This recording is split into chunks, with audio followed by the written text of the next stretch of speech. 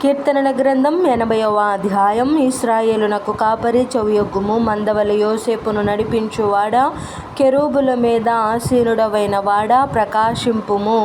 ఎఫ్రాయిము, బెన్యామీను, మనష్షే అనువారి ఎదుట నీ పరాక్రమమును మేల్కొలిపి మమ్మును రక్షింప రమ్ము.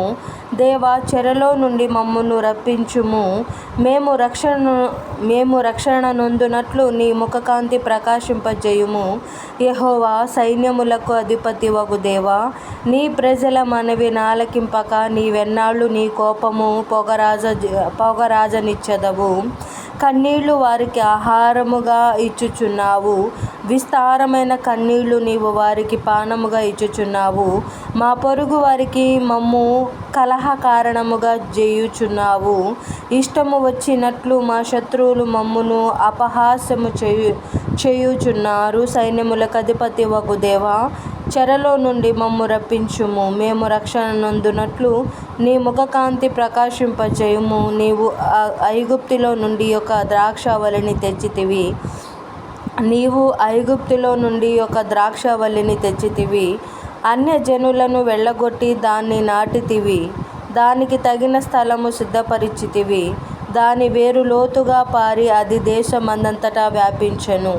దాని నీడ కొండలను కప్పెను. దాని తీగెలు దేవుని దేవదారు వృక్షములను ఆవరించెను.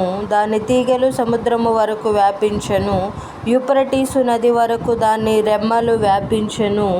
త్రోవను నడుచు వారందరూ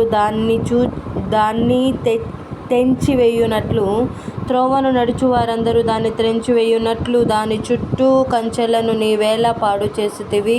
అడవి పంది దాన్ని పెకిలించుచున్నది. పొలములోని పశువులు దాన్ని తినివేయుచున్నవి.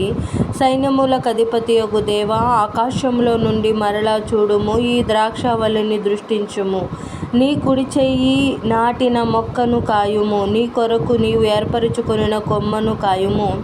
అది అగ్నిచేత కాల్చబడి యున్నది, నరకబడి యున్నది. నీ కోప దృష్టి వలన జనులు నశించుచున్నారు.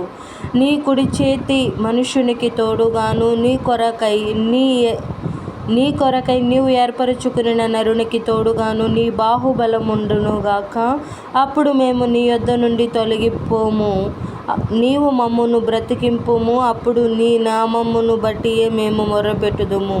యెహోవా, సైన్యములకు అధిపతివగు దేవా, చెరలో నుండి మమ్ము రప్పించుము. మేము రక్షణ నొందునట్లు నీ ముఖకాంతి ప్రకాశింపజేయుము. దేవుడి పరిశుద్ధ వాక్యమును గ్రంథి భద్రపరిచి దీవించునుగాక. ఆమేన్.